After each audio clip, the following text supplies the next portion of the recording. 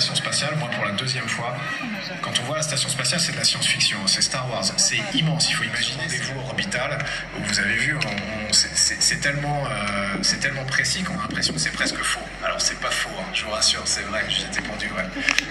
On est plombier, on est chauffagiste, on est électricien, évidemment aidé par le centre de contrôle. Sur Terre, tout est toujours en 2 dimensions. Je sais que si je passe la porte de la cuisine, les toilettes sont toujours à gauche et l'escalier est toujours à droite.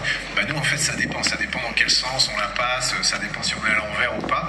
Et puis il y a des choses qui partent vers... Autant pour moi, je retire, tu vois, quand je dis des conneries, je le reconnais tout de suite, et c'était pas un cornu. J'ai cru qu'au moment où il faisait à gauche, à droite, machin, qu'il faisait son truc avec les mains, j'ai mal vu, je croyais qu'il faisait un cornu. Voilà, c'est tout. Excusez-moi, on revient à 17 où on en était.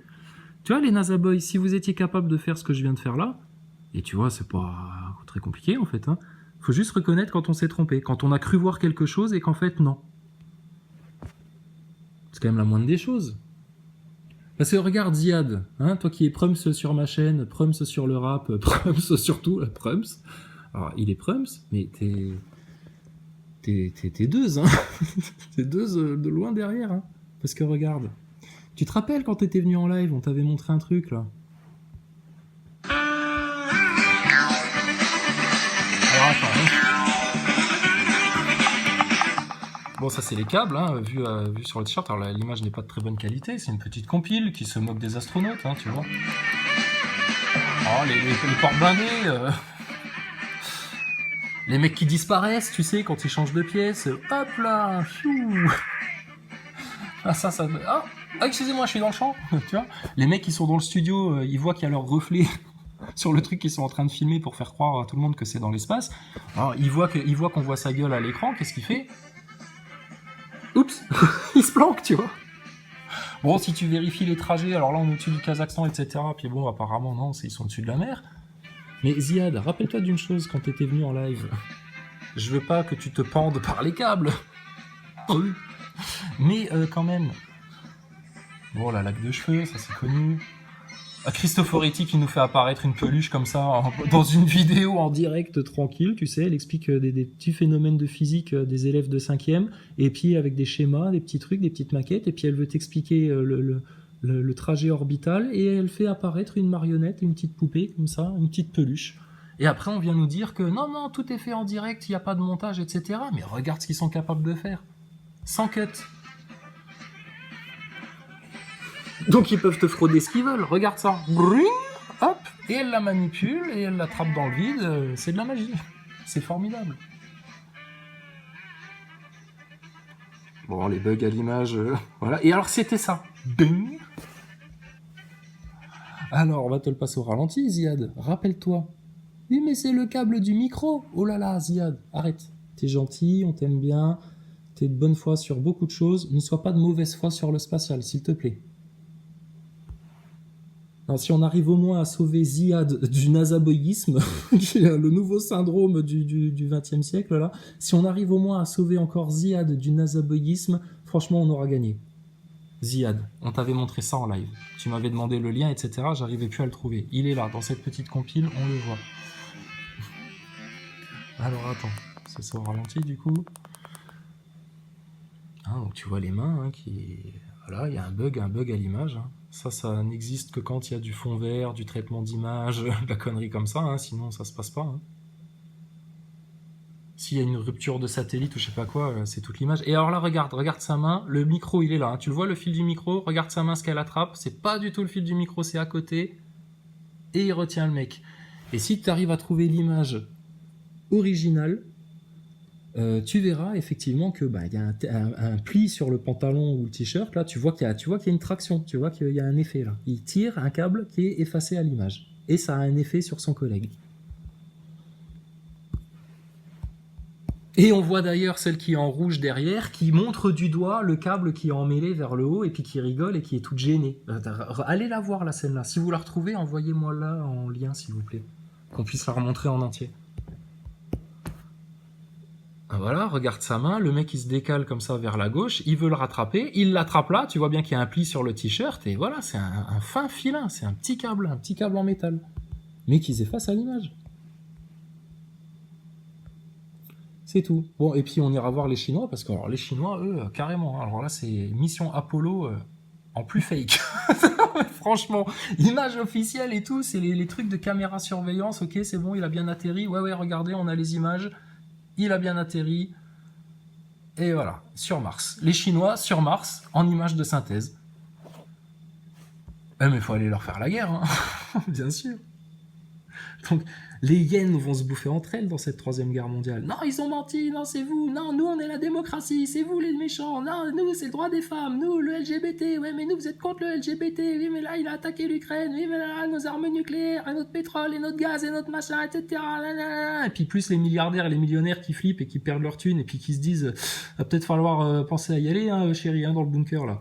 Peut-être s'y préparer là quand même, hein. On n'a pas payé 10 millions de dollars pour rien, là, va falloir commencer à emménager là. Dans le bunker, ça va péter là.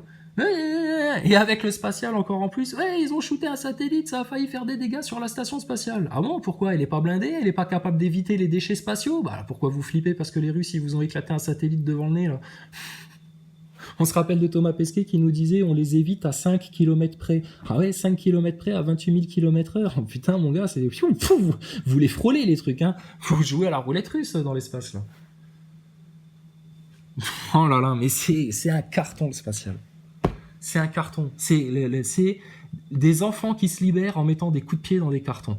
Vous pensez tous avoir des chaînes en métal là, impossibles à enlever, etc. C'est un carton. Passe par le spatial, c'est un carton. Fait comprendre à tous les complotistes, à l'Autruche, à Maximus et compagnie, s'ils veulent bien écouter, hein, parce qu'apparemment ils sont sur une tour d'ivoire les deux mecs là en ce moment là. Je sais pas ce qui leur arrive. Hein. L'ego, au sommet du monde, pas de problème. Mais passez par là, hein, les gars. Après, si vous découvrez qu'il n'y a pas de courbure, etc., faudra pas en faire une chiasse, hein, t'inquiète pas. Hein, regarde, on est toujours vivant, on parle, tout va bien, on est en bonne santé, grâce à Dieu. Les plantes poussent, grâce à Dieu, tout va bien. Donc détends-toi, mais maintenant ça suffit leur histoire là. Covid, politique, franc-maçonnerie, république, laïcité imposée, tout ce que tu veux, tout leur tas de merde. Et leur tas de merde, le spatial, c'est une des clés, ça. C'est une des brèches. On fait que ça depuis les gilets jaunes, de vous donner les brèches, là, les failles, etc. Après coup, vous finissez toujours par dire « Ah ouais, effectivement, vous aviez raison, les mecs du lead. Ah ouais, Crisa, ouais, bien sûr. Ah ouais, les 4 racines du mal, c'était essentiel, bien sûr. Ah ouais, tout à fait. Ah oui, les acteurs de crise, ah ouais, ils nous ont fait chier. Ah ouais, tu vois. Ouais, tout à fait. » Après coup, on a toujours raison, mais quand on vous dit c'est maintenant qu'il faut taper dedans et puis qu'il faut faire comprendre à tout le monde et qu'il faut en parler, etc., pour faire la vraie contre-propagande là et réveiller les consciences, alors là, oui, mais non, mais bon, ils nous font chier, Crisa, puis ils font plus beaucoup de vues, c'est des clowns. Eh ben, si vous réfléchissez comme ça, vous allez faire partie des grands perdants. Il n'y a pas de souci. Jésus, il avait 12 apôtres. Hein. Il y en avait d'autres encore autour, hein, mais le clan principal, c'était 12 mecs. Hein. Noé, quand il a échappé au déluge, c'était avec 8 personnes. Hein. Donc arrêtez de vous croire invincible au-dessus de tout le monde, d'avoir tout compris, etc. Machin. Non, personne. Personne. Moi, quelqu'un qui me parle de Dieu, de la Bible et du Coran et qui l'a plus lu que moi, etc., je me tais, j'écoute, je rentre en méditation. Parce que j'écoute. Parce que je sais pas tout. Mais sur ça, je prends tout le monde sur Terre. Qui tu voudras sur le spatial. Parce que c'est de l'arnaque. Il faut arrêter de se foutre de la gueule du monde. Et ça, uniquement parce qu'il y a eu un conditionnement depuis l'enfance. Tu te rappelles le gamin, là, quand je te montrais Pesquet dans l'amphithéâtre là, universitaire, qui était sur les genoux de sa maman, qui regardait son livre sur l'espace en voyant l'astronaute, etc. C'est bon, lui, il est marqué au fer rouge. Marqué au fer rouge. Il va grandir toute son enfance en croyant que tout ça c'est vrai, etc., avec des parents qui comprennent rien et puis qui vont le laisser s'engouffrer là-dedans. Et puis le mec là, à 20 ans, 25 ans, 30 ans, c'est un nazaboy. Et il tombe sur une de mes vidéos ou celle d'un autre ou quelqu'un qui parle de l'arnaque du spatial, le mec il va disjoncter. Et il va peut-être même devenir haineux, comme nos nazaboys affiliés là, et Eric Ericus, les citoyens circonspects et compagnie. Ça les rend hystériques en fait. Et après ils viennent te dire que t'es névrosé, tu sais. Pas ça, va vérifier ton DSM, Eric Ericus. La névrose, c'est ce que toi t'es en train de te taper, à faire une fixette sur ma gueule, à répéter toujours les mêmes commentaires. Tu deviens sénile, hein. Je sais pas si c'est les effets de ta picouse, mais on voit dans tes commentaires que t'es en train de perdre tes moyens, Eric Ericus. T'as plus rien à dire en fait. Hein. Une petite insulte, le mec il passe, il pète un coup, bah, on ouvre la fenêtre, hein. C'est fini. Et alors, mais ça, c'est pour de vrai, ça. Hein. Ça, c'est les Chinois. Alors, la question qu'il faut poser, avec quel appareil vous avez filmé ça? Parce que si ça, c'est le premier rover chinois sur Mars, j'ai envie de dire, vous avez déjà envoyé un premier truc qui est l'appareil photo que vous avez réussi à planter pile à l'endroit où votre truc il allait atterrir et puis que vous le filmez depuis le sol.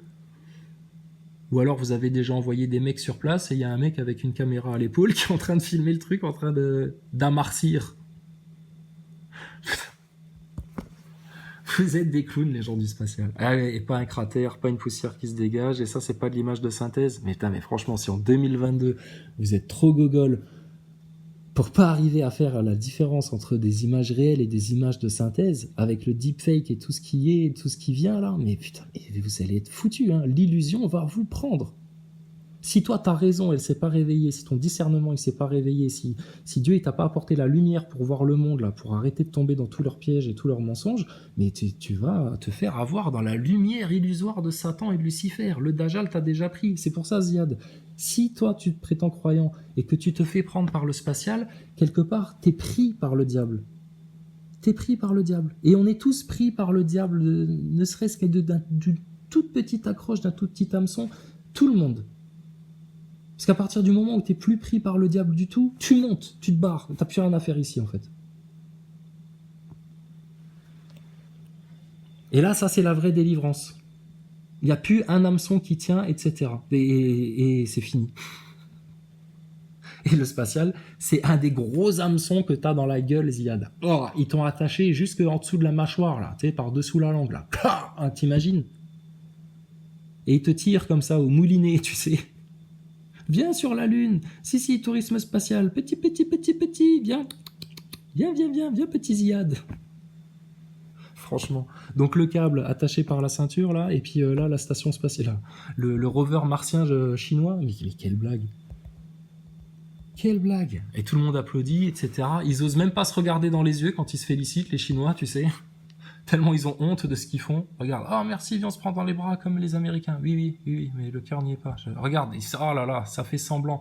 Regarde, pareil, les faux amis devant les caméras. On est toute une famille, regarde. Il sait même pas comment il s'appelle. Toi, je t'ai pris dans les bras? Non, ok, c'est pas grave. Regarde ça, avec leur masque. Putain, les pauvres Chinois, s'ils sont déshumanisés complets, eux, ça y est. Ça y est, eux, c'est déjà des petits gris, là. Les Chinois, dans leur mode de vie, dans leur collectivité, ils sont déjà en mode petit gris. C'est déjà une communauté façon meilleur des mondes où tout le monde est pareil, tout le monde est formaté, tout le monde est encadré par l'identité numérique, etc. C'est un truc de fou. Et ce qui est encore plus un truc de fou, c'est que depuis leur station spatiale, qui doit forcément orbiter plus ou moins à la même altitude que celle des Occidentaux, alors ils te montrent pareil, le globe avec les belles lumières, un mec qui tient un drapeau, mais pourquoi pas aussi une otarie avec, je sais pas, des cerceaux, un jongleur, Putain, et le nouvel an chinois, carrément, là, des mecs en dragon derrière, tu sais, en train de voler en apesanteur, déguisés en dragon, comme ça, en train de faire les vagues. Putain, mais on croit rêver, là. Eh, viens, Xing Zhang, on va te mettre au bout du bras robotique, là. Voilà, tout au bout, et on va faire une belle photo. Hein, t'as rien à réparer, là, de toute façon, t'es au milieu de nulle part. Bon, bah, alors on va faire une belle photo, hein. Juste pour pas te faire prendre plus de risques qu'une micrométéorite ou un grain de sable à 28 000 km/h vienne te traverser le casque. Pour prendre une photo comme ça. Je sais pas, c'est comme si t'avais un océanographe qui va dans un banc de requins qui le sait hyper agressif et puis qui se dit « Ah tiens, regarde, viens voir, je vais aller mettre ta tête dans la gueule du requin, comme ça les gens ils vont encore plus me croire que j'ai bel et bien vu des requins. Je vais aller mettre ma gueule dedans. » Ou un crocodile ou je sais pas quoi. Ah, le mec lui il fait ça dans l'espace. Il y a pas de problème, c'est de la science, c'est rigoureux, c'est image officielle sans aucun trucage. Je sais, on sait, c'est ça le pire. C'est ça le pire, c'est qu'il n'y a pas de trucage. Ça a l'air tellement faux que c'est pour ça que c'est vrai. T'as les NASA boys. Ah, regardez, la Terre qui tourne. Alors, il y a un mec qui a posé une très bonne question dans les commentaires. Alors, ça, par contre, c'est réalisé avec trucage, hein, bien entendu. C'est pour te montrer à quel point, avec les logiciels de la NASA, ce serait facile de vous monter toute une arnaque comme ça. Regarde ça. Des mecs dans leur garage, ils y arrivent. Je crois qu'à la NASA, ils feraient comment Quelqu'un qui a posé une très bonne question dans les commentaires, c'était de savoir à partir de quelle altitude est-ce que l'on peut voir la Terre tourner sous nos pieds? C'est-à-dire, imagine là maintenant, au point où tu es, tu commences à t'élever à la perpendiculaire, à la verticale. Et tu prends de l'altitude, tu prends de l'altitude. On te dit, un hélicoptère qui ferait ça, qui s'élève à la perpendiculaire, il suit la rotation de la Terre. C'est pour ça qu'il peut faire du surplace et que la Terre ne tourne pas en dessous de l'hélicoptère. Bon, il est dans le référentiel de la Terre, dans son atmosphère, etc. Ok. Donc, s'il se lève à la verticale, il va suivre la rotation de la Terre. Et donc, il va rester au-dessus de son point de départ. À la verticale, à la perpendiculaire. Pas de problème. Alors, Baumgartner. Baumgartner, il a été à combien? 34 km d'altitude, faire son saut en parachute, là? Ok. On nous a montré un point de vue avec une énorme courbure, comme s'il était de nouveau à des milliers de kilomètres. Et donc lui, il a atterri à combien de kilomètres de son point de départ? Je vous laisse chercher et me répondre dans les commentaires, les NASA Boys. Maintenant, il était toujours dans le référentiel de la Terre, il était aux limites de l'atmosphère, là, il était très très haut, mais il était toujours dans le référentiel de la Terre, donc il a normalement suivi tout au long de son ascension, sans prendre en considération les vents, etc. Mais normalement, il est au-dessus de son point de départ et il continue à suivre la rotation de la Terre. Maintenant, la station spatiale à 400 km d'altitude, qui est en dehors de l'atmosphère, est-ce que si elle restait à un point statique, elle verrait la Terre tourner en dessous d'elle? Et donc, à partir de quelle altitude est-ce que cette rotation devient observable? C'est juste une question. Est-ce qu'on a le droit de se la poser?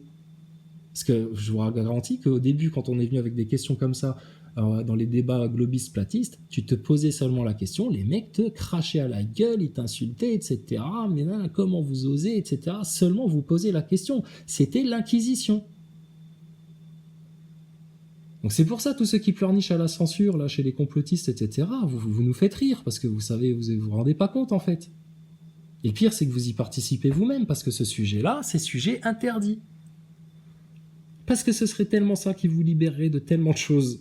Ça, plus maintenant, dénoncer la pédophilie, les pédocriminels, les pédosatanistes. Donc la question, elle est bonne. À partir de quelle altitude est-ce qu'on peut observer la rotation de la Terre? C'est tout. On pose la question. Lui, il a un globe sous le coude. Il est censé pouvoir nous répondre. Il a 400 km d'altitude. Donc bref, les zinzins de l'espace, quoi. Non, mais c'est très très drôle.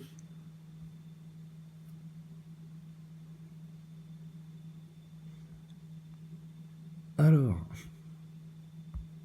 on va revenir sur Thomas Cabriole. Donc Thomas Cabriole qui n'a pas fait de cornu dans cette séquence-là où je pensais qu'il était en train de faire un cornu. Donc je retire. Et puis, vous inquiétez pas, hein, quand on se trompe, nous on le dit. Hein. Par contre, vous les NASA Boys, pourquoi vous le dites pas quand on vous apporte les preuves évidentes que vous avez été trompé, il y a des choses que vous n'avez pas vues, des questions que vous n'êtes pas posées, des réflexions que vous n'avez pas eues, des remarques que vous n'avez pas été capable de faire, des discernements dont vous n'êtes pas conscient. Et pourquoi vous réagissez aussi mal? Par la haine, l'insulte, t'as envie de censurer, t'as envie que personne n'entende ça, parce que toi t'es pas capable de supporter, t'as envie que personne ne l'entende, mais si toi t'aimes pas, n'en dégoûte pas les autres. Ils sont graves, hein, les mecs. Hein. Ils sont tartinés. Dans les milieux hospitaliers, par exemple, où on a bien vu que parfois les maladies se répandaient par contact, on laisse des choses sur les surfaces quand on les touche, mais si on peut bouger des objets sans les toucher, évidemment c'est intéressant. Voilà, ça c'est l'application de son pistolet à ultrasons pour attraper les objets. Le mec il est dans Ratchet et Clank, un jeu vidéo.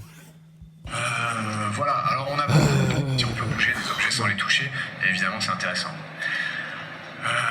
Voilà, alors on a beaucoup travaillé à bord de la station, mais Alors, est-ce qu'un Chinois s'amuserait à faire un Japonais, s'amuserait à faire des exercices comme ça dans la station, au risque de se cogner la tête au plafond, de péter un appareil photo, un zoom, de s'accrocher le pied dans un câble, de faire le couillon comme ça. Et puis ils ont que ça à faire d'attacher des petits drapeaux parce qu'ils se sont fait un après-midi Jeux Olympiques pour se détendre. C'était mercredi après-midi dans la station spatiale. Pour leur équilibre psychologique, etc. Ah ouais, d'accord, ouais, bien sûr, oui. T'es obligé à faire une séquence vidéo fun, tendance, c'est quelque chose qui les détend. Ben non, tu vois bien, ils sont mal à l'aise, ils sont obligés de jouer des rôles, il y a des cuts, tu vois bien qu'il y a un montage, ils sont obligés de répéter, l'autre il va mettre son pyjama pour me dire « Regardez, quand on va faire dodo, je mets même mon pyjama !» Chris Hadfield qui va se coucher sans enlever sa montre, qui brinque-balle au poignet, là. Donc, ouais Thomas, je comprends que tu sois blasé, hein. L'astronaute blasé. Si on peut bouger des objets sans les toucher, évidemment c'est intéressant. Voilà, alors on a beaucoup travaillé à bord de la station, mais on a aussi quelques... Tu sais, alors, lui il a l'écran, il voit les mêmes images, tu sais, que celles qui passent à l'écran là. Donc il regarde les images et puis il commente. Et puis là il envoie une petite vanne. Bon, on a beaucoup travaillé, tu sais, au moment où les mecs ils font n'importe quoi. Regarde, ils sont à 5 là. Eh, venez les mecs, on fait un concours de pirouettes. On se met tous là, avec nos gros culs, et pendant une demi-heure, 3/4 d'heure, chacun son tour, il passe et il essaye de faire un saut de cheval là. Ah vas-y, on fait ça. Hein, puis on se donne des notes, comme si on était à des Jeux Olympiques, hein, parce qu'on s'emmerde trop, on n'a pas assez de boulot, on n'a pas des chiottes à réparer, on n'a pas de la maintenance et du bricolage à faire, on n'a pas de repos à prendre, et puis qu'on s'ennuie en fait. Et on n'a pas nos familles à appeler, etc. Tu sais. Et donc Thomas Pesquet il te sort la petite vanne. Bon, bah comme vous voyez, on travaille beaucoup. Oui, justement Thomas, c'est ce qu'on voit, c'est exactement ce qu'on voit. Alors on a beaucoup travaillé à bord de la station, mais on a aussi quelques événements un peu sympas. On a eu les Jeux Olympiques spatiaux. Au sol, il y avait les Jeux...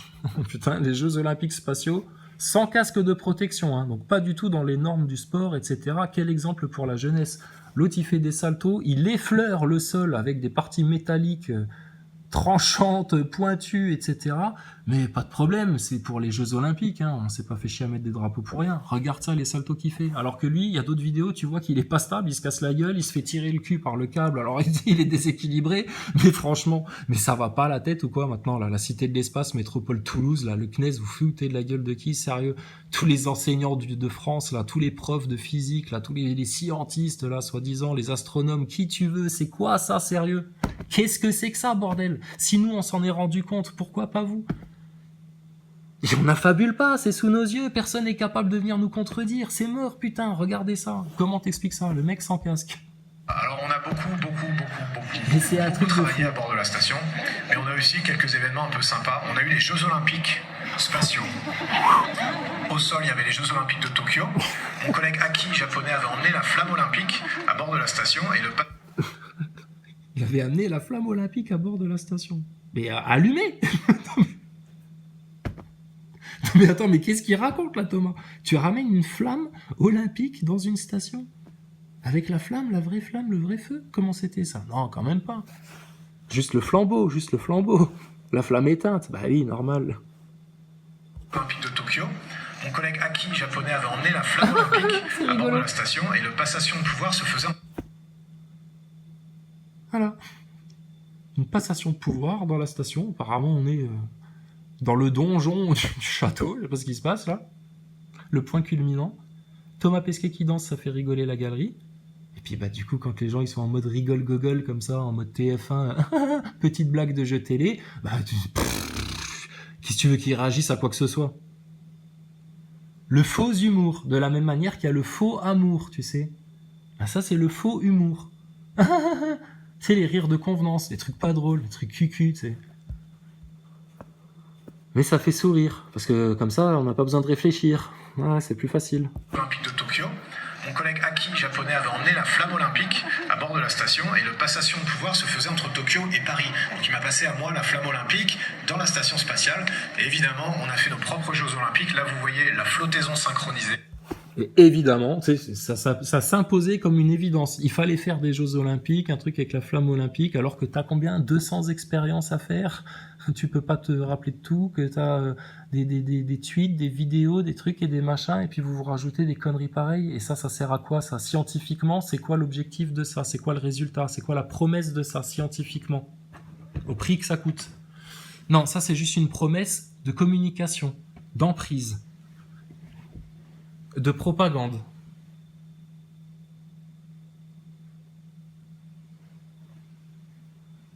Alors on vous sert un truc super complexe, etc. Vous êtes trop con, vous pouvez pas comprendre, mais en même temps on vous fait des trucs de gogol, d'adolescentes, de tiktokers, etc. Des trucs à la con pour justement vous garder dans l'ambiance, tu sais.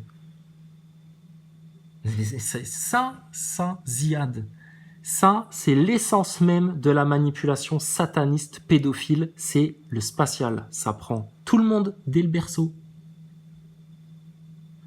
Ça t'embrouille l'esprit. Le bien, le mal, le bien, le vrai, le faux, tu sais, il n'y a plus de repères.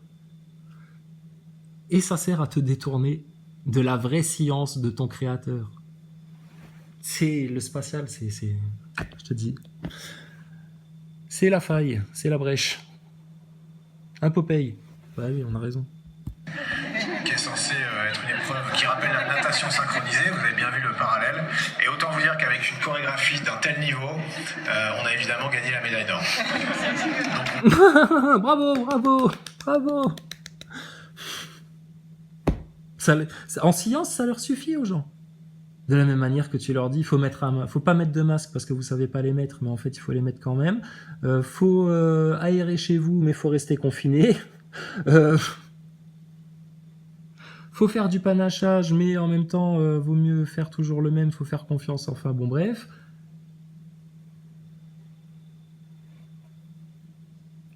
C'est par manque de connaissances que mon peuple périra, disait Jésus. Regardez ça.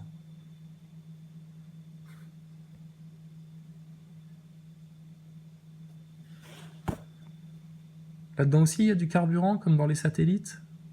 À quoi ça sert, les panneaux solaires, alors? On a fait ça, ouais, merci. Une performance sportive exceptionnelle, celui-là. Bravo. Ah, mais il est encore plus drôle que Kev Adams.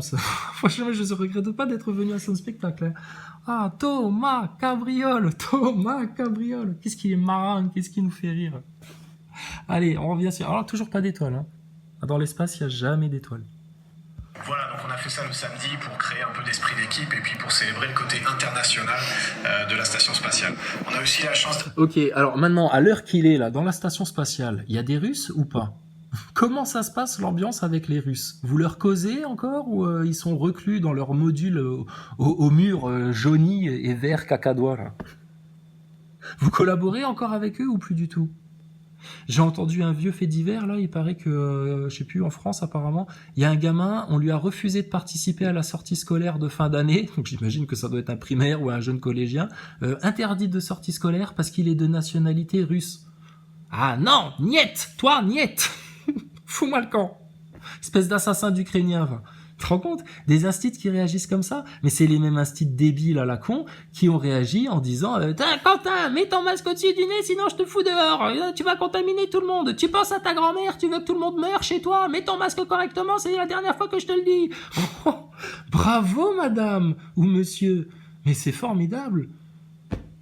Alors on reprend, donc la première planète quand on part du soleil, c'est quoi? Non, c'est pas la Terre. Regardez le schéma, elles sont toutes dessus. C'est le truc pas du tout aux proportions, les planètes toutes collées les uns aux autres. Genre, il y a 10 000 km de distance entre chaque planète. Pas de problème, madame. Ah oui, c'est de la science. Gueulez-nous dessus pour mieux nous l'apprendre. Vous avez raison dans l'éducation nationale. Vous avez des gens parfaitement équilibrés qui s'occupent de vos enfants 8 heures par jour. Oh là là. Allez. Accueillir un nouveau module. Un module russe, qui est le dernier module en date. Le dernier module en date, et ils ont quand même choisi la peinture vert cacadois au mur. Mais c'est vraiment, c'est l'amour du kitsch de tous ces astronautes.